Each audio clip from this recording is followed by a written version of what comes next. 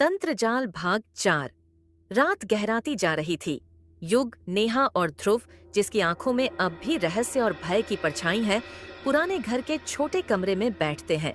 बाहर बिजली कड़क रही है, हवा के झोंके खिड़की को लगातार हिला रहे हैं। नेहा तंत्रजाल की किताब खोलती है। किताब के अगले पन्ने पर एक विशेष मंत्र और उसके नीचे गांव की सीमा की एक उलझा हुआ नक्शा बना है। युग मंत्र को पढ़ता है।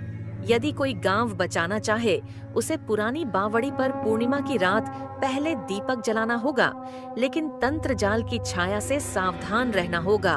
ध्रुव धीरे धीरे होश में आता है। वह थकी हुई आवाज में कहता है, पिछली रात मैं बावड़ी की तरफ गया था। वहीं किसी ने मुझसे बात की। मेरी यादें धुंधली हैं, लेकिन हमेशा महसूस होता रहा कि हमें कुछ बचाना है। नेहा और युग उसी वक्त तय कर लेते हैं, हमें आज रात ही बावड़ी तक जाना होगा। तीनों किताब और एक छोटी सी टॉर्च लेकर गांव की सुनसान गलियों से गुजरते हैं। बीच बीच में अजीब सी परछाई उन्हें घूरती नजर आती है।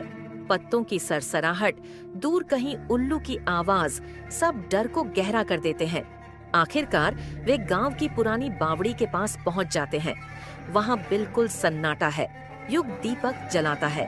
तभी काले धुएं जैसी आकृति बावड़ी के पानी से निकलती है।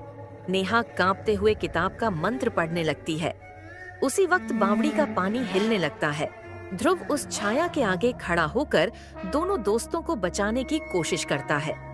किताब का अध्याय पूरा होते होते अचानक जोर की रोशनी होती है। धुएं की आकृति छट जाती है और बावड़ी का पानी चमकने लगता है। तीनों एक दूसरे को गले लगा लेते हैं। तंत्रजाल की छाया टूट चुकी थी। गांव की फिजा एकदम बदल गई थी। अब गांव में फिर से शांति लौट आती है। ध्रुव मुस्कुराता है। शायद अब यह किताब किसी और की मदद करेगी। युग किताब को संभालता है। हमने मिलकर तंत्रजाल को हराया, दोस्ती और हिम्मत की वजह से। क्या सचमुच तंत्रजाल खत्म हो गया और रहस्यों का खेल खत्म हो गया? जानने के लिए सुनते रहिए तंत्रजाल। धन्यवाद। सब्सक्राइब कीजिए हमारे चैनल को और कहानी को लाइक कीजिए।